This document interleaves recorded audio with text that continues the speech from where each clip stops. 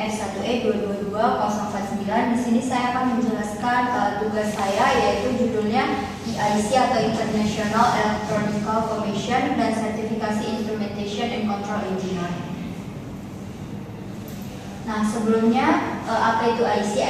IC adalah International Electronical Commission atau IC adalah organisasi global nirmala yang didirikan pada tahun 1906, yang dimana IC ini bertugas mengembangkan dan menerbitkan standar internasional di bidang kelistrikan, elektronik, dan teknologi yang terkait. Nah, organisasi ini terdiri dari sekitar 170 negara anggota dan melibatkan lebih dari 30.000 pakar dunia.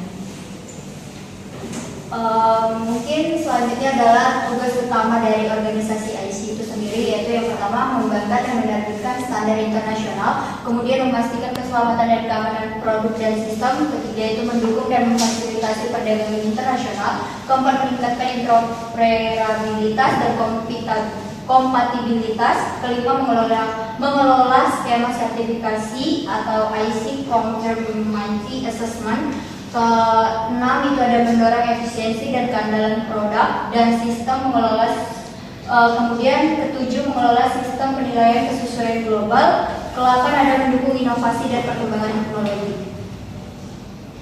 Nah, aturan-aturan profesionalnya. Berikut ini aturan-aturan yang dilakukan oleh organisasi IC itu sendiri, yaitu yang pertama bertindak secara profesional dan etis, kedua menjaga netralitas dan objektivitas, ketiga menghormati proses konsensus, keempat menghargai kerahasiaan informasi, kelima menghindari konflik kepentingan, keenam menjaga komunikasi yang sopan dan profesional,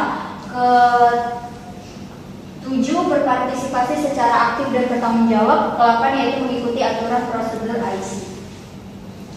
Nah, kode etiknya, kode etik internasional IC atau International Electronical Commission itu tidak merujuk pada satu dokumen kode etik tunggal, namun IC itu sebagai organisasi yang memiliki beberapa pedoman dan standar yang ditetapkan terutama terkait dengan manajemen dan komite IC itu sendiri.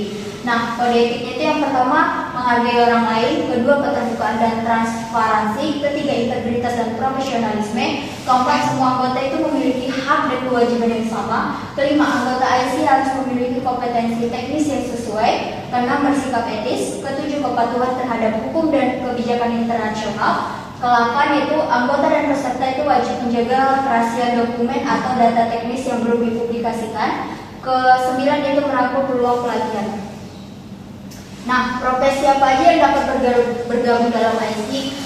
Sebenarnya ada banyak profesi yang dapat bergabung di dalam organisasi IC itu pada bidang teknik elektro. Salah satunya yaitu profesi insinyur instrumentasi dan kontrol atau instrumentation and control engineer. Nah, instrumentation and control engineer ini dapat bergabung dalam organisasi IC itu karena insinyur instrumentasi dan kontrol itu memiliki keahlian dalam perancangan, implementasi, dan pemeliharaan sistem yang mengukur, memantau, dan mengontrol variabel fisik serta proses industri. Tingkat sertifikasi instrumentasi dan kontrol. Nah, yang pertama itu teknik. Sebenarnya ada 3 tahapan yang harus diambil oleh seorang instrumentasi dan kontrol. Yang pertama itu sertifikasi dari teknik instrumentasi tingkat 1.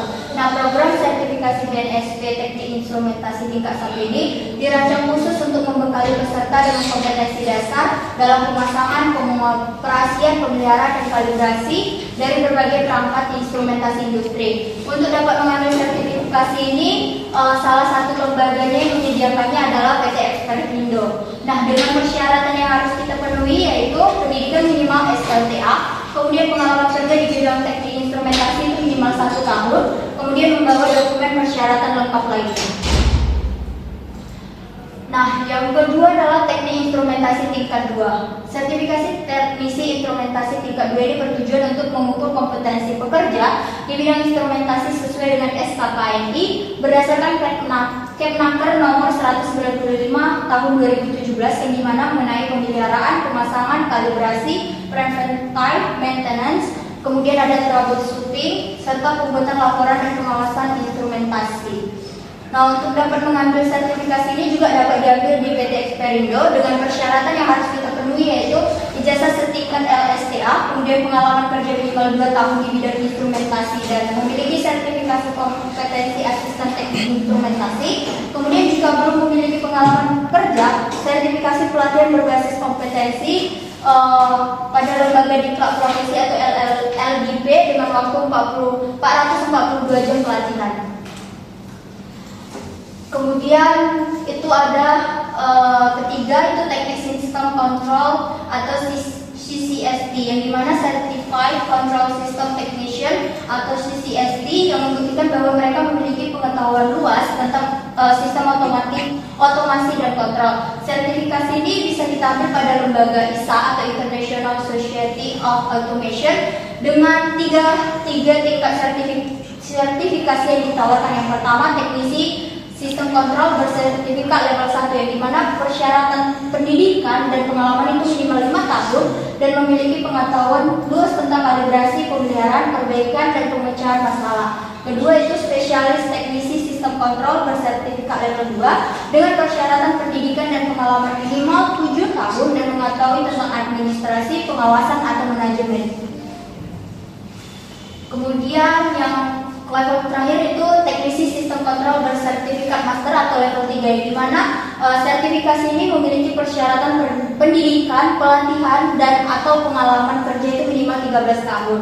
Kemudian itu ada juga tambahan sertifikasi yang bisa kita ambil, yaitu insinyur profesional teknik sistem kontrol, yang dimana jika kita ingin menjadi seorang insinyur yang profesional, kita dapat mengambil sertifikasi ini, yang dimana ini disediakan oleh lembaga Dewan Nasional Penguji Teknik dan Survei atau NCEES dengan persyaratan yang harus kita penuhi, yaitu minimal 4 tahun pengalaman teknik progresif di bawah pengawasan PE, kemudian gelar sarjana teknik dari program itu terakreditasi ABET, kemudian nilai kelulusan pada ujian Fundamentals of Engineering.